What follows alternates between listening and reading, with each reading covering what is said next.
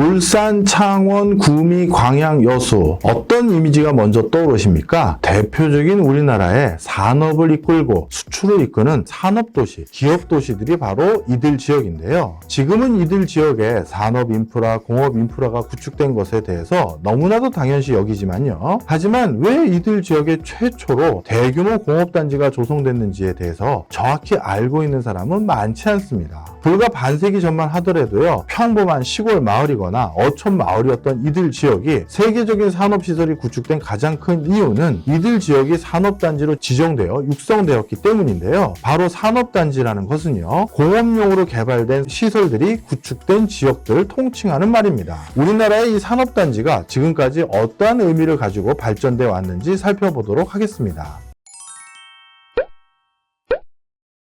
먼저 산업단지의 세부적인 내용을 살펴보기에 앞서서요, 우리나라에 지금 산업단지라고 불리우는 것이 몇 개나 있을까요? 전국적으로요, 산업단지라고 하여 국가가 지구를 지정하고 농공단지, 일반단지, 국가산업단지 등으로 지정한 공간이 무려 1000개가 넘습니다. 이들 지역이 지정된 면적으로 따지면 국토 면적의 0.7%에 해당되는 면적이 바로 산업단지로 지정되어 있는 곳입니다. 일견 1000개가 넘는다 하더라도 0.7% 밖에 안 되네 라고 생각하실 수 있습니다. 하지만 국토 면적의 0.7% 밖에 안 되는 이 산업단지가 국가 전체 부의 30% 가까이를 바로 이곳에서 창출하고 있다는 것은 그야말로 산업단지가 우리 경제를 이끌어내는 주요 원천이라는 사실에 주목할 필요가 있겠죠. 자, 그렇다면 이러한 산업단지의 개념은 언제 누가 창안한 것일까요? 최초의 산업단지는 산업혁명이 먼저 시작된 영국에서 나타난 것으로 드러나는데요. 1896년 드레포트 공업단지가 바로 그것입니다. 민간에 의해 맨체스터 지방에 조성된 이 단지는요, 1200에이커에 해당되는 약 4.8km 제곱의 규모로 근처에 전기, 기계, 건축, 제분, 목재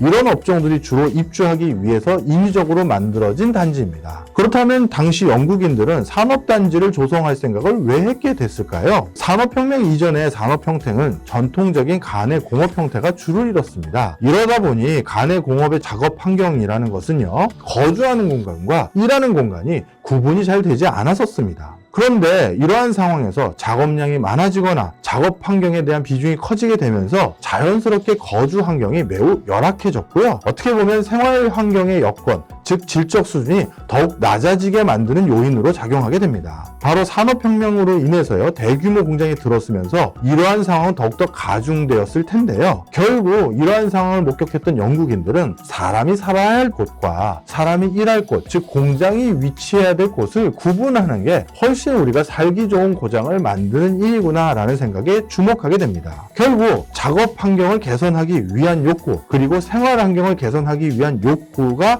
바로 수용돼서 별도의 산업단지를 만드는 게 좋겠다는 생각으로 귀결된 것이죠. 기업주 내지 공장주 역시 거주 공간과 산업 공간의 구분은 필요하기는 마찬가지였습니다. 이들은 집단화를 통해서 공장 생산성을 높여야 되는데요. 그러려면 개별 기업 입장에서는 산업단지 내에 입주하는 것이 기업 혼자서 다양한 산업단지의 여건을 조성하는 것보다 훨씬 이점이 많았습니다. 간단히 예를 들어볼까요? 제가 어디에서 공장을 차린다고 해보겠습니다. 허허벌판에 공장을 차리고 나면요, 이 공장에서 짐을 실어 나를 마차 또는 트럭 또는 자동차가 왕래할 수 있는 도로를 내가 고스란히 내 자비로 구축해야 됩니다. 그럼 공장에서부터 큰 도로까지 가는 그 사이길을 내 돈으로 그걸 구축해야 되는데요. 그런데 만약에 여러 공장들이 같이 밀집해 있는 곳에서 그런 도로를 하나 개설한다고 하면 나 혼자 돈으로 그것을 모두 충당하는 것이 아니라 근처에 있는 공장주들과 같이 분납을 하면서 수월하고 더 크고 더 싸게 도로를 확보할 수 있겠죠. 도로뿐만 아닙니다. 난방시설, 환기시설, 그 밖에 다른 공장을 가동하는 데 필요한 여러 기반 시설들을 보다 쉽고 저렴하고 규모감 있게 조성할 수 있는 여건이 생기는 것이죠. 따라서 거주지와 일하는 단지를 구분해 주는 것은 기업주 역시 크게 환영됐던 내용으로 당시에 기록되어 있습니다. 산업단지는 토지개발과 기반시설 등을 대단위로 추구함으로써 기업의 투자 비용을 절감할 수 있었다는 사실이 당시 많은 기업주의 일기장에서도 고스란히 남아있는 것입니다. 것입니다. 오늘날에는요, 이러한 산업단지가 민간 베이스로 자발적인 어떤 조합이나 공장주들의 이해관계 속에서 탄생되기보다는 국가가